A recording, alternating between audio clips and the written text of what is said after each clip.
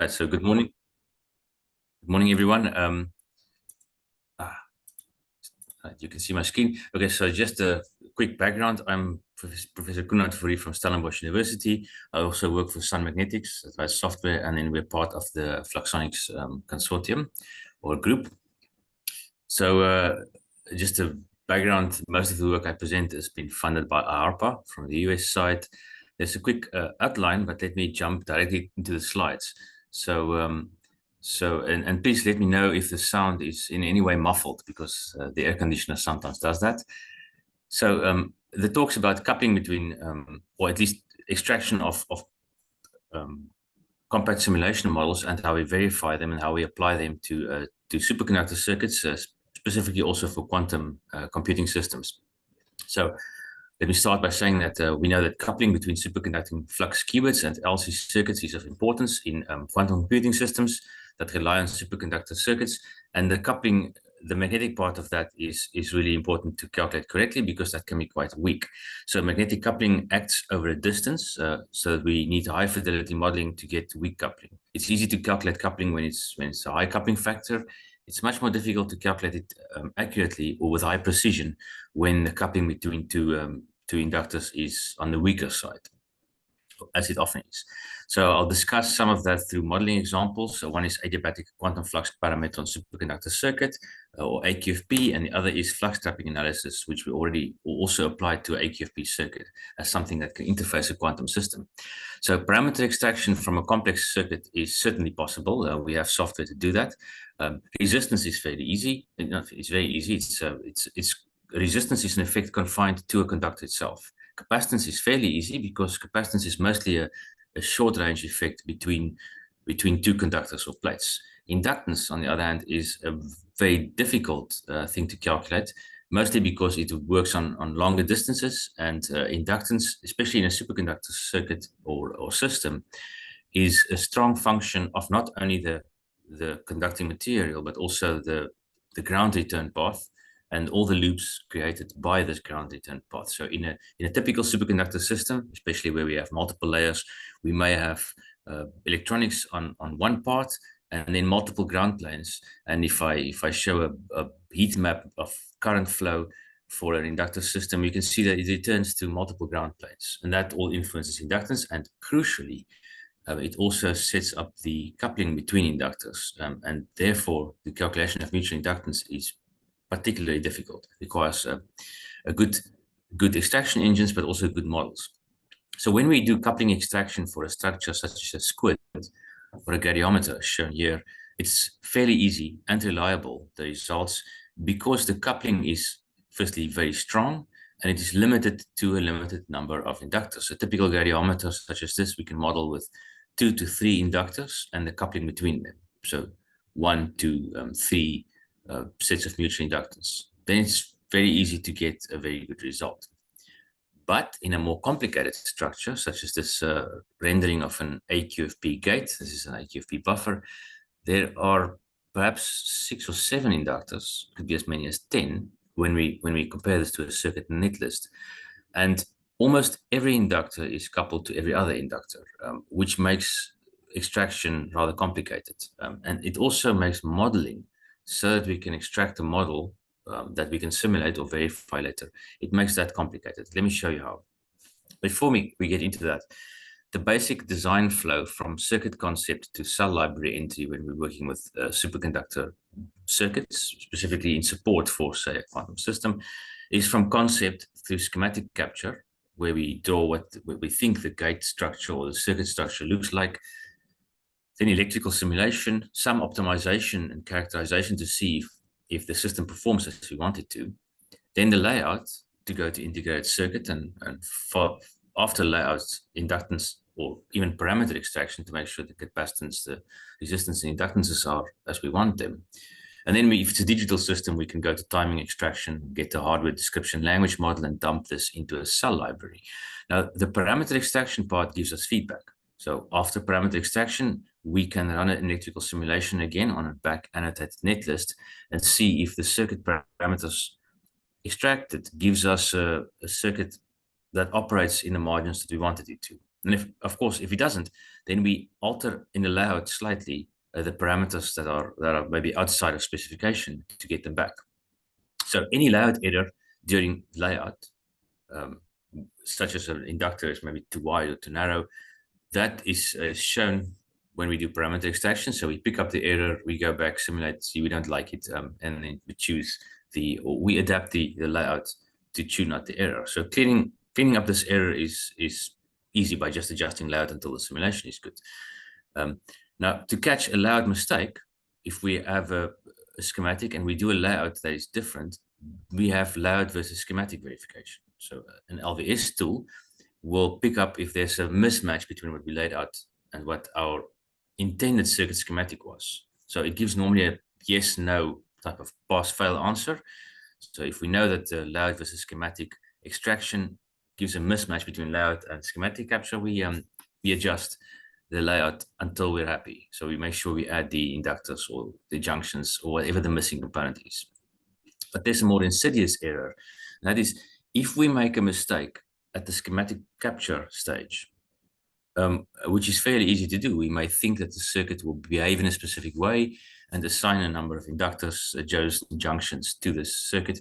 If we miss an inductance branch, or more commonly, if we miss one of the mutual inductances, a selection of coupling or one coupling, then we can go through simulation, optimization and verification and layout, but this error in our circuit netlist persists in the schematic because we now lay out for what is essentially a flawed schematic.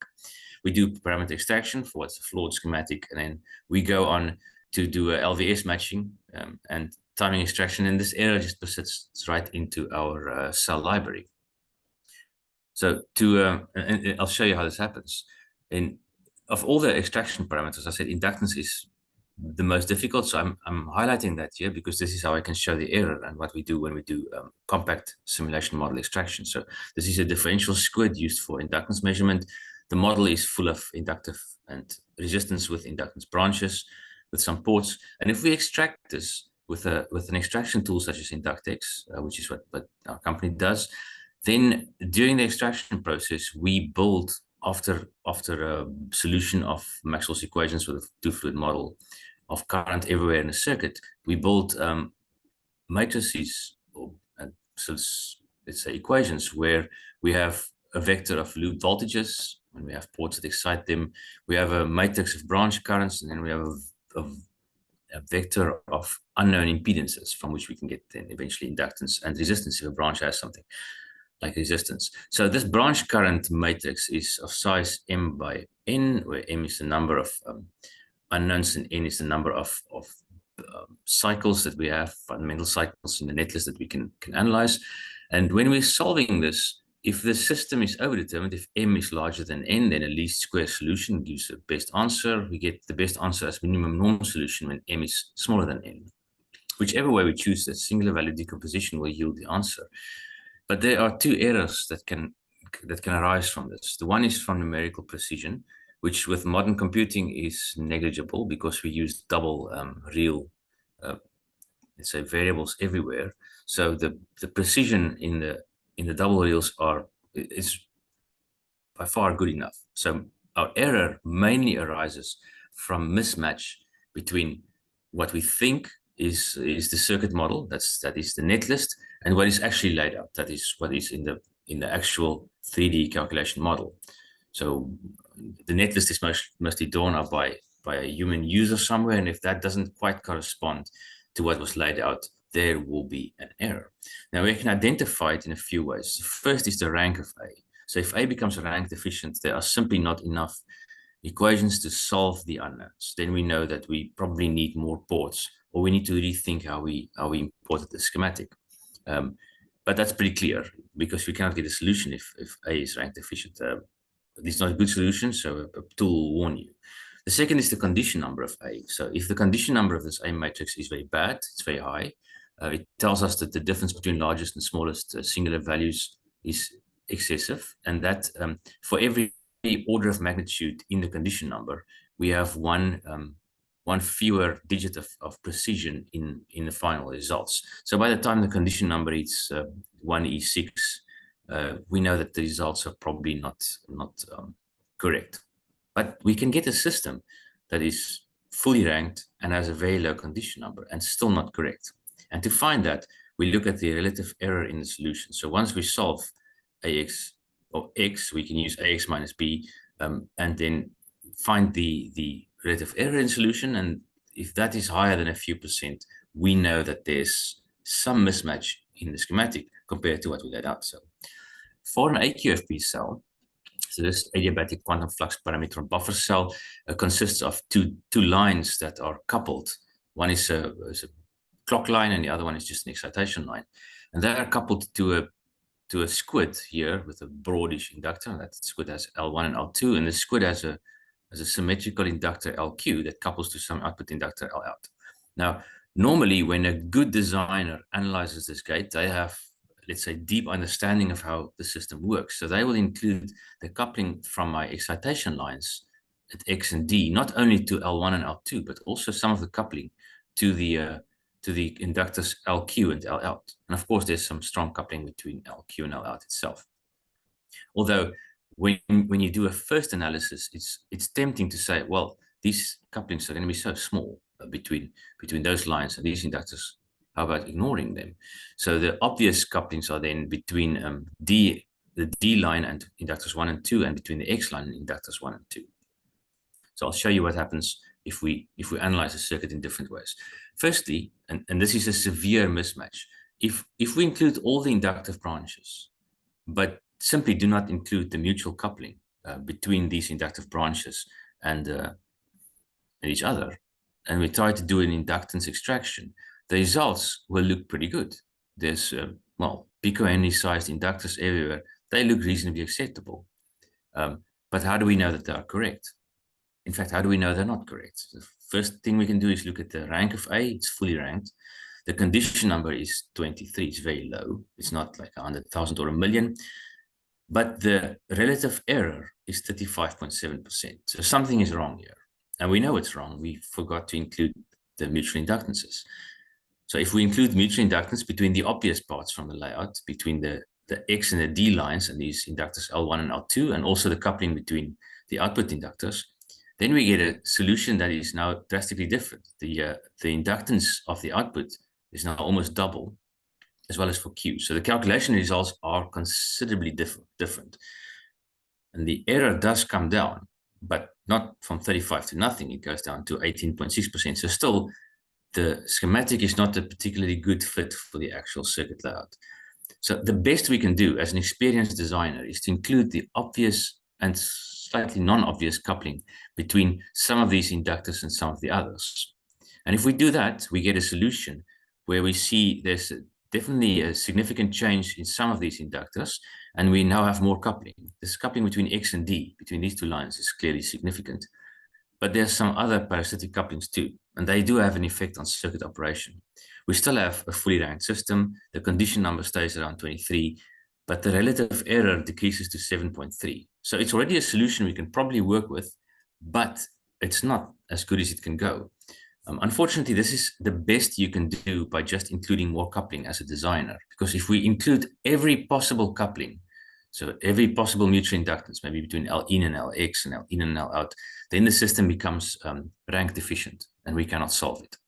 So to work past that, we have to come up with a circuit schematic in which every possible mutual inductance can be included without making the system rank deficient. And to do that, we have to find a fundamental inductance set. So we can use graph theory for it, and it's explained here. If we use graph theory to build a spanning tree of the circuit, where we short all inductors and just find chords, then each chord with a path through the spanning tree defines a fundamental cycle. They are linearly independent, which means we can couple them all together. So by just applying an algorithm to a circuit netlist, actually not to a circuit netlist, we do it to the actual layout. So from a layout, we work backwards and we ignore the circuit schematic, but we find all the paths in a layout, construct a fundamental inductor set, and then construct a netlist that has only the fundamental inductor set.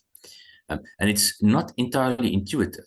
If you have this fundamental inductor set netlist, with coupling between every possible inductive branch. So all of these inductors are coupled. Then we can see there's no inductor, no output inductor, the normal Q inductor from this node to ground that couples to the output here. That inductance has been absorbed in the other inductors and the coupling between them. But the model is correct, and we can prove that it's correct by doing simulations. It's also extremely precise.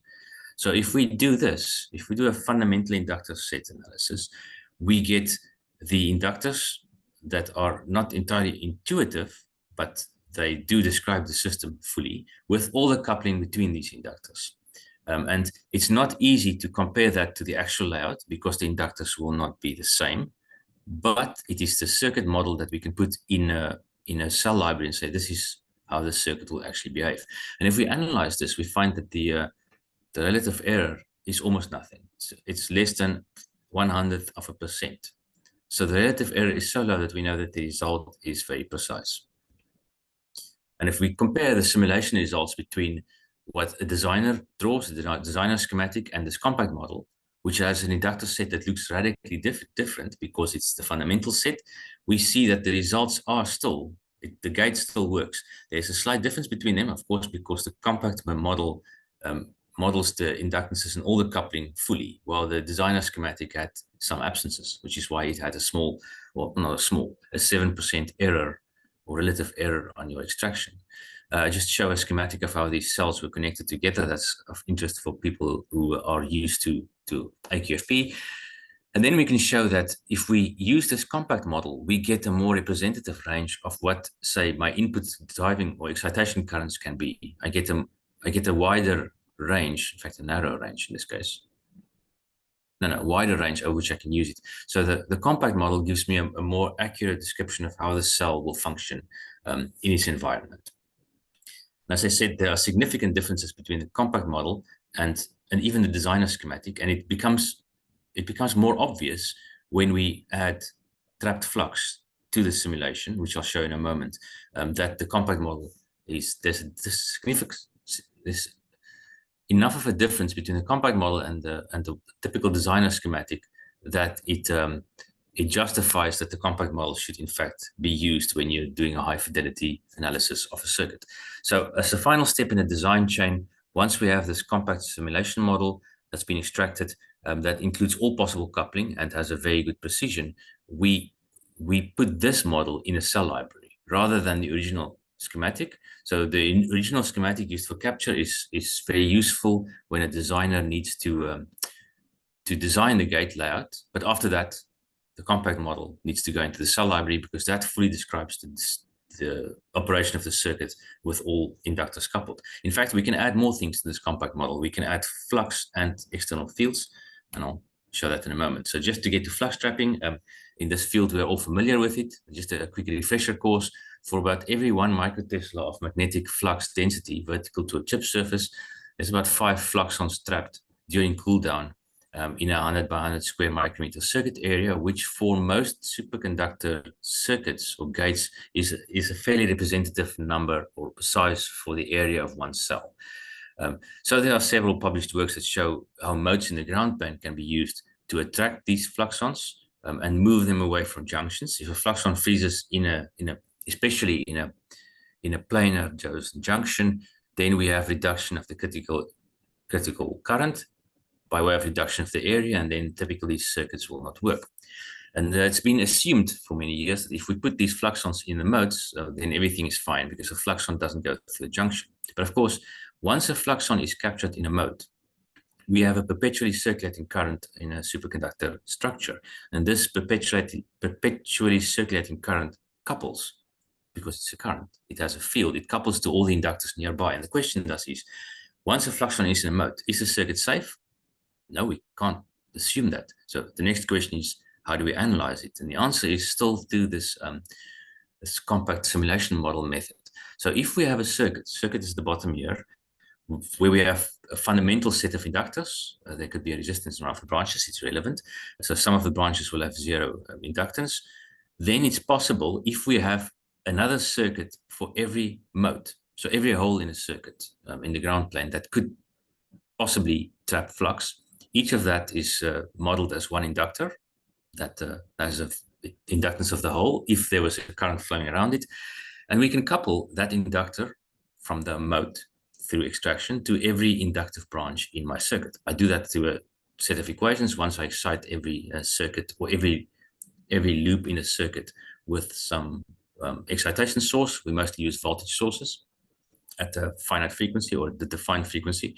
So we can calculate the inductances by building a set of linear equations. But apart from just calculating the coupling from a fluxon in a hole to my circuit, we can also say if there's an external magnetic field in my extraction engine, we can apply a flux density, calculate the current distribution everywhere in a circuit as it's caused by an applied flux density.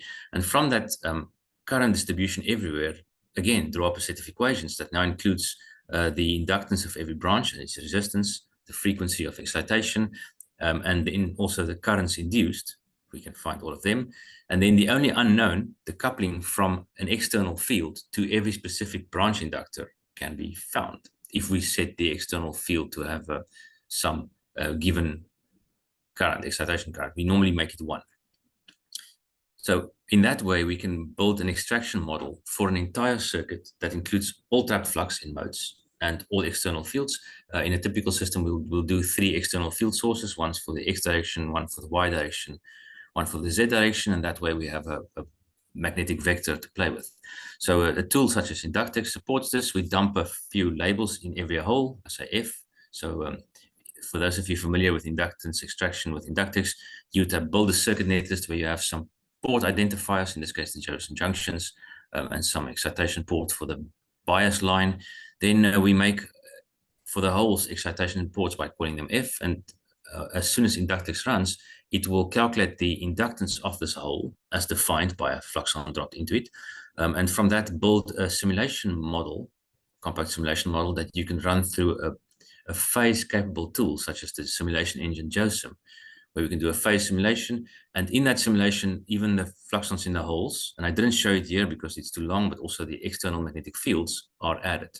The reason we need a phase-based tool for fluxon in a hole is as soon as we apply one fluxon to a hole, the phase change around the hole is 2 pi, 1 phi naught.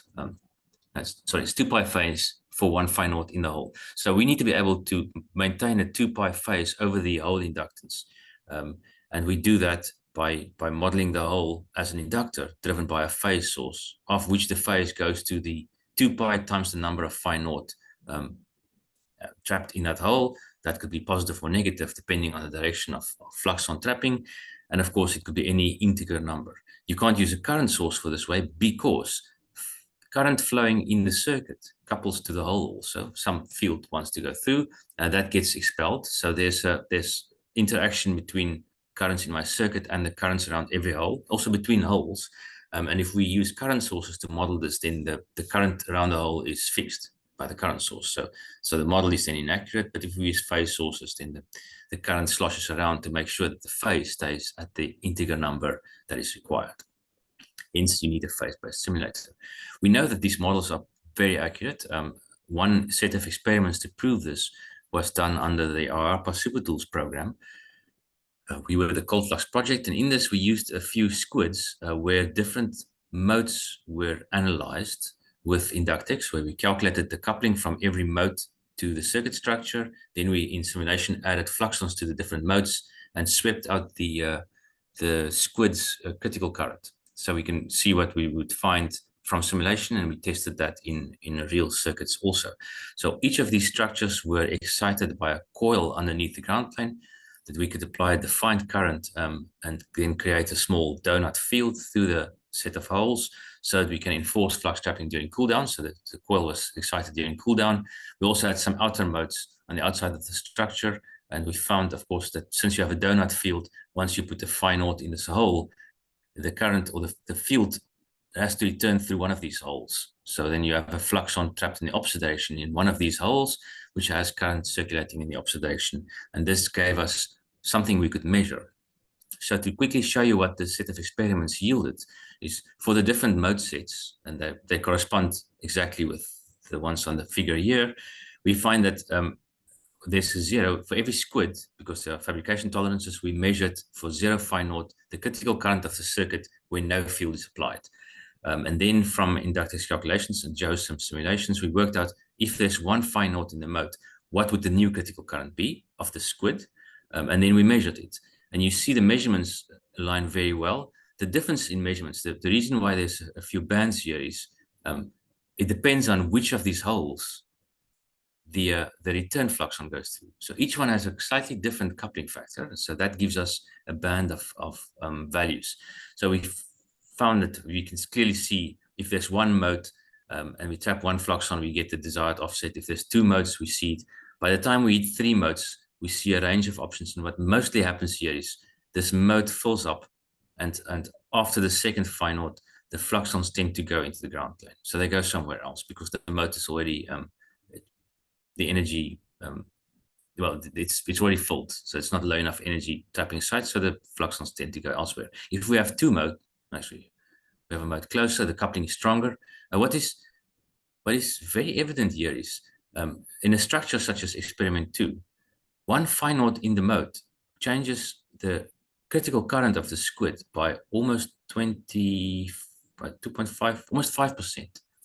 And there we see almost 10% change by the time the second phi naught comes in. So there's a significant change in the critical current of the squid. And therefore, if it's a superconductor logic gate, there's a significant change in the operating margins of a cell when there's one phi naught in the mode close by to the cell. And the critical or the compact simulation model extraction method can find this and can allow you to check the modes and the response of a circuit to the modes. So without wasting much time, I can go at least through what these experiments showed us. We showed that if there are 3 modes, this is a fatter mode, if there are, you can see once you've got one phi naught in a mode, things become difficult. The second phi naught gives us Pearl vortices. So we see a variation between what we expect and what we measure. But if there are more modes, in this experiment 4, we had 3 short modes, then the 3 modes will tend to fill up before we start to see spurious trapping somewhere else. So it's definitely better to have more smaller modes if we want to capture all the phi naught in a system where we know there's going to be a significant field left. And what's even better is if we have a lot of modes, short modes, but on both sides of, say, a critical inductor, then if you trap a fluxon on one side, the critical current goes down. And if you trap a fluxon on the other side, it goes up again, down, up. So we see down, up, down, up, down, up.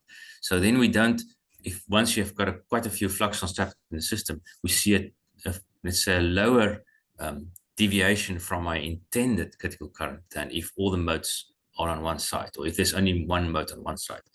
So after this, we know that the best way to do modes is lots of short ones and all around our structure, and maybe not too close to any of the critical inductors, because the further away the mode is, the lower the change in critical current of a squid, because the lower the coupling from the mode to the system. So we did this also for an AQFP cell. You can now analyze them. We have a compact extracted model, simulation model. We can put the phi naught into the simulation model and see at what point the system fails. So this is one way to analyze a system's, let's say, ruggedness. Is how does it fare when I put a fluxon in a mode? Because every cell will have a few modes, and the modes could possibly have a fluxon. I show a simulation here of what we see the magnetic fields like if we do a simulation. In this simulation, we didn't take the ground plane to infinity, but so normally the fluxon will just go through. In this case, we have a small donut field, so there's something returning around the outside. We analyzed a few mode possibilities. So for the standard AQFP cells, there are modes close to the Joe's junctions, which are up here. And then there are these modes, which I call A2, B2, B3. The letter is just for the experiment. The number is for the number of the mode. These modes close to a critical inductor, they're actually a bit problematic. And intuitively, we can see it. If we trap a fluxon in A2, if we trap a fluxon in A1, it acts mostly on this junction and the inductances nearby. A fluxon trapped in mode 2 creates a circulating current and couples strongly with 1/2 of the symmetrical inductor. That inductor is symmetrical for a reason. So if the fluxon couples stronger to one lobe of this inductor, then the current distribution through it is skewed. So it's not symmetrical anymore, and that definitely limits the operating range of the gate. And we can see that when we analyze it. So without going into the different modes in too much detail, we did find that to look at how sensitive a cell was to a hole or a fluxon in a mode nearby the cell, we said, well, let's in simulation put phi naught into every mode until the circuit fails. So how many phi naught could you theoretically take? And the lower the sensitivity of the system to a specific mode and the fluxon in it, the more fluxons you would be able to inject in simulation before the AQFP gate fails. So a mode that is not very sensitive, A1 and so forth, you can put anything from 5 to 7, 5 in one direction, 7 in the other direction, fluxons in before the system fails. But the mode A2 had much fewer fluxons before it fails because it has strong coupling to 1/2 at least of the symmetrical inductor. And if we lay it out like in C, if the mode is at the top and bottom here, then we find that only one phi naught. So these are not very good modes. The objective was to try and limit the let's say non-symmetry by putting the modes rather in a way that it looks symmetrical to the output inductor. But we find that limits our number of phi naught we can put in there even more. So it's not a good layout. And the worst thing you could possibly do is have a phi naught trap or fluxon trap inside these output inductors. So if we place one in a hole or we make a mode, we find that even one trapped fluxon would kill the system. So that, of course, now you can say is a non-trapping area. We should not place fluxons there. So I'm stepping through the results to show you the result of such an analysis is then that we know that this area where the output inductor of an AQFP cell is, we should not have any trapped flux. And if we shouldn't have any trapped flux, it means we should not put a mode there because that would be inviting trapped flux. And we should put modes close enough so that we also do not encourage Pearl vortex formation in this no-go area. So if an AQFP cell, which is particularly rugged, fails, doesn't want to work in simulation or in an actual test, it's probably mostly due to phi naught somewhere in this area, and then a cooling and heating cycle is likely to solve that. Now that we know that compact models are good at finding, say, the effective tap flux because we add that to the model when we simulate, the last question is, if we move to quantum systems where we're trying to couple maybe a coplanar waveguide to some resonator structure and the coupling is weak, how do we know that the mutual inductance is good, and how can we make it good? And one of the things we could analyze under this SuperTools project was what happens if we have inductors that are coupled, structures that are coupled, and we can measure their coupling with squids, where the structures are coplanar in this case. They're on the same plane and they're technically not coupled strongly. A strongly coupled structure would be lines on top of one another. In this case, they're next to one another with some distance between them. They're very narrow, and we have ground planes top and bottom. So most of the return currents flow in the ground plane close by. So we have lower coupling.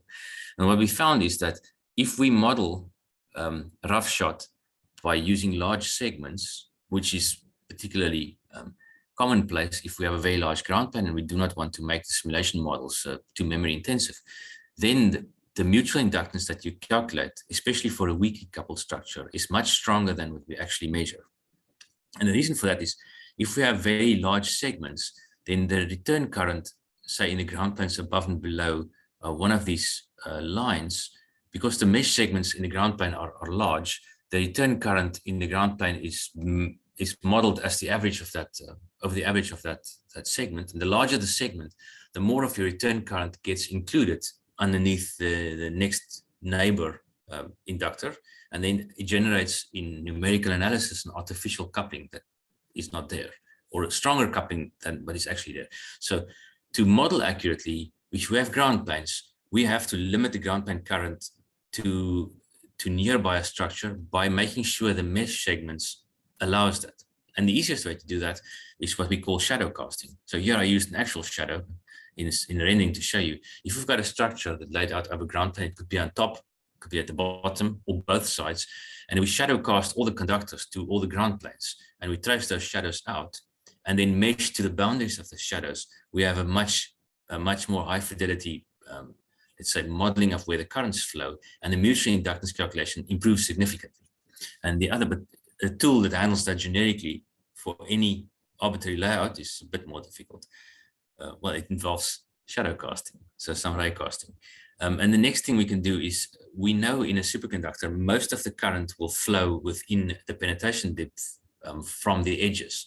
So in a thin film structure, the width of line is typically much wider than the penetration depth. So to bring the current, to make the current flow on the edges, we need smaller segments. So if I look at this model here, we see two mesh triangles over the width of that line.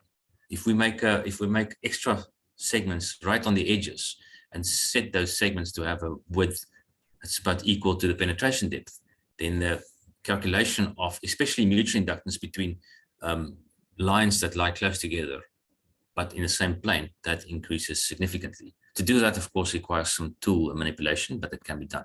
And the last slide is how we apply this. So unfortunately, I can't show any qubit structures because of what's the word, restrictions on what I can show. But a general structure which might be familiar is we come in with a coplanar waveguide, and it couples to some resonator, which couples somewhere else in the circuit. And the inductive coupling around this corner to the resonator is very important.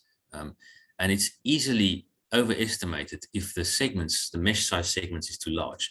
But if around this area where the mouse cursor is now, we have lambda edge segment slices, and we have targeted segmentation, and we make sure that the return current is very well modeled, then the calculation of the mutual inductance is much higher fidelity, which is then typically what we try to do, and therefore also why extraction tools have specific capabilities to allow you to specify where the meshing should be really fine.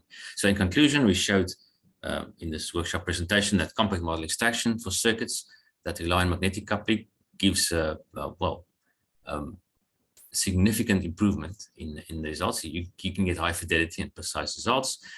And that there's a difference in circuit response for let's say basic user-drawn circuits and carefully extracted design models that come from a compact extraction model tool.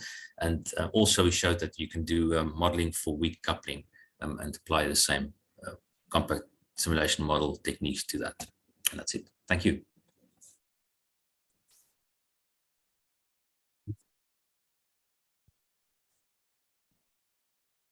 Thank you very much for your nice talk. So please, do we have a questions maybe to the given presentation?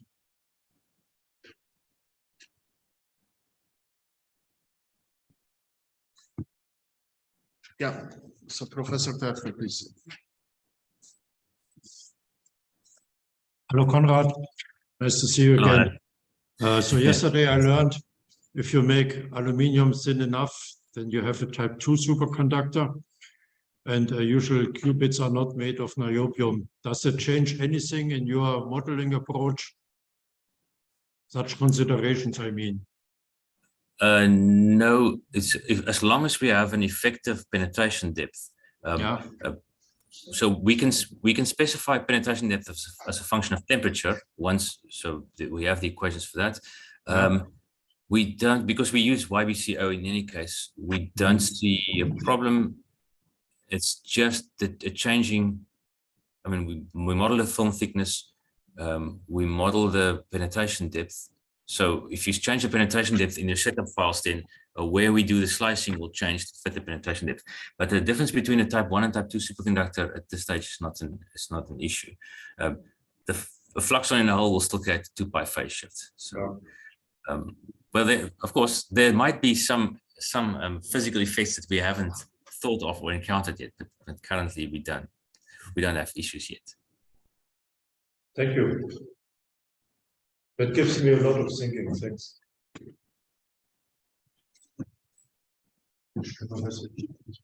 Yeah.